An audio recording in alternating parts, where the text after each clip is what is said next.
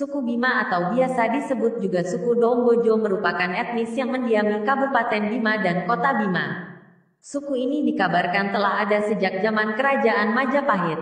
Etimologi. Ada beberapa versi yang mengatakan tentang asal mula kata Bima menjadi suku tersebut, yaitu 1. Ada pendapat yang mengatakan Bima berasal dari kata Bismillahirrohmanirrohim. Hal ini karena mayoritas suku Bima beragama Islam. 2. Menurut sebuah legenda, kata Bima berasal dari nama raja pertama suku tersebut, yakni Sang Bima.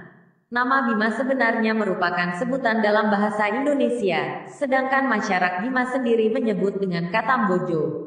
Dalam suku Bima sendiri terdapat dua suku, yakni suku Donggo dan suku Mbojo. Suku Donggo dianggap sebagai orang pertama yang telah mendiami wilayah Bima. Sejarah Bima. Menurut legenda yang tertulis dalam Kibatbo, suku Bima mempunyai 7 pemimpin di setiap daerah yang disebut Encuhi.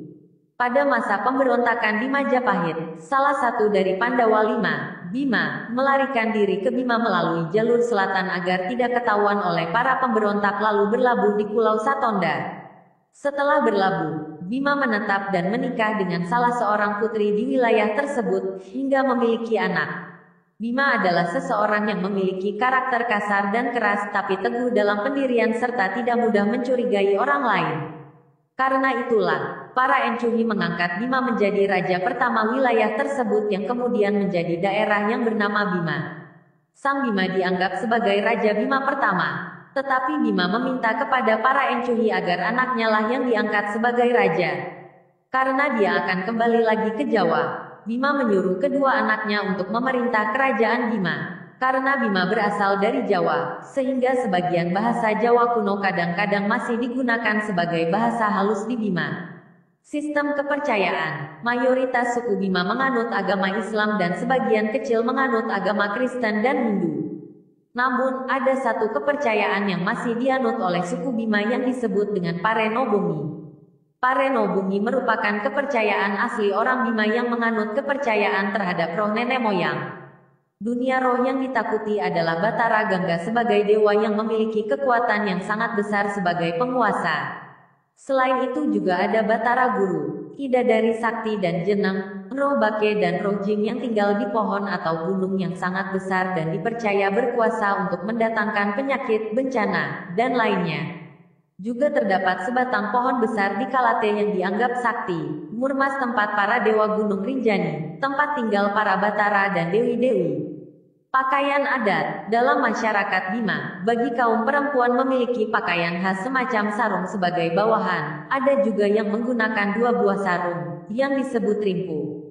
Rimpu adalah pakaian adat perempuan Bima yang digunakan untuk menutup aurat bagian atas dengan sarung sehingga hanya kelihatan mata atau wajahnya saja. Rimpu yang hanya kelihatan mata disebut rimpu empida. Rumah adat suku Bima bernama Rumah Lengge. Rumah tersebut memiliki struktur terbuat dari kayu. Keseluruhan elemennya saling kait-mengkait sehingga menjadi kesatuan dan berdiri di atas tiang-tiang. Tiang menumpu pada pondasi yang berupa sebuah batu alam sebagai tumpuan tiang.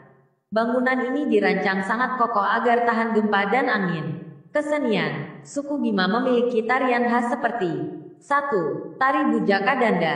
2. Tari Perang. 3. Tarian Kalero. Tarian Kalero yang berasal dari daerah Donggo Lama yang merupakan tarian dan nyanyian yang berisi ratapan, pujian, pengharapan dan penghormatan terhadap arwah. Kesenian lain masyarakat Bima adalah perlombaan balap kuda. Bahasa yang digunakan adalah bahasa Bima atau Unggahim Bojo yang termasuk dalam rumpun bahasa Melayu Polinesia. Bahasa tersebut terdiri dari berbagai dialek, yaitu dialek Bima, Bima Dongo dan Sangiang. Dalam dialek bahasanya, mereka sering menggunakan huruf hidup dalam akhiran katanya.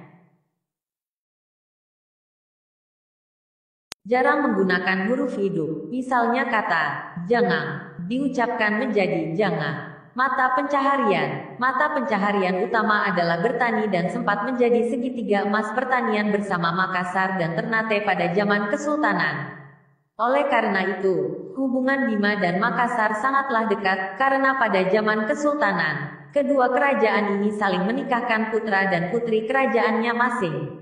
Selain bertani, Masyarakat Bima juga berladang, berburu dan berternak kuda yang berukuran kecil tapi kuat. Sejak abad ke-14 kuda Bima telah diekspor ke Pulau Jawa. Tahun 1920 daerah Bima telah menjadi tempat pengembangbiakan kuda yang penting. Para wanita suku Bima membuat kerajinan anyaman dari rotan dan daun lontar, juga kain tenunan, tembe ngoli, yang terkenal.